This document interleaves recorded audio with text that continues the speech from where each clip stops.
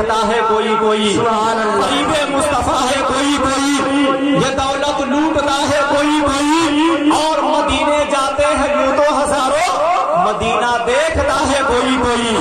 سوچ بھی عشق پر مشتمل چاہیے، فیض غوث و رضا مستقل چاہیے، اور صرف پیسوں سے ہوتا نہیں منعقد، ایسا جلسہ سجانے کو دل چاہیے۔ دل والوں کا جلسہ ہے، اس وجہ سے کم لوگ ہیں مگر دم خم کے ساتھ سن رہے ہیں۔ یہ فقط عظمت کردار کے تب ہوتے ہیں، جنگ کے فیصلے تلوار سے کب ہوتے ہیں، اور صرف تعداد پہ موقوف نہیں فتح مبین، اہل حق ہو تو 72 بھی غضب ہوتے ہیں۔ صرف تعداد پہ موقوف نہیں فتح مبین، اہل حق ہو تو 72 بھی غضب ہوتے ہیں۔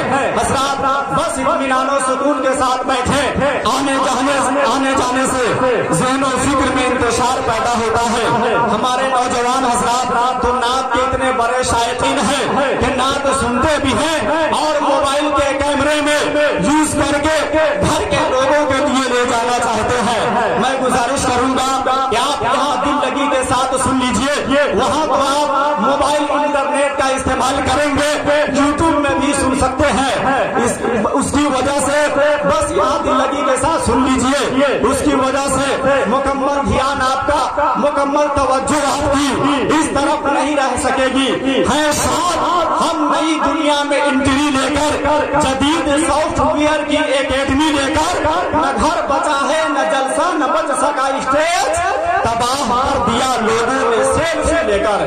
یہاں کو لحاظ کیا جائے، ہے بڑے بگڑے ہوئے حالات انٹرنیٹ پر، سوچ کر ہی کیجئے گا بات انٹرنیٹ پر، گر موبائل ہی چلانے کا اگر کچھ شوق ہے، سرچ کر لیجئے نبی کی نعت انٹرنیٹ پر، نئی بیداری آ جائے گی، نئی لہر پیدا ہو جائے گی۔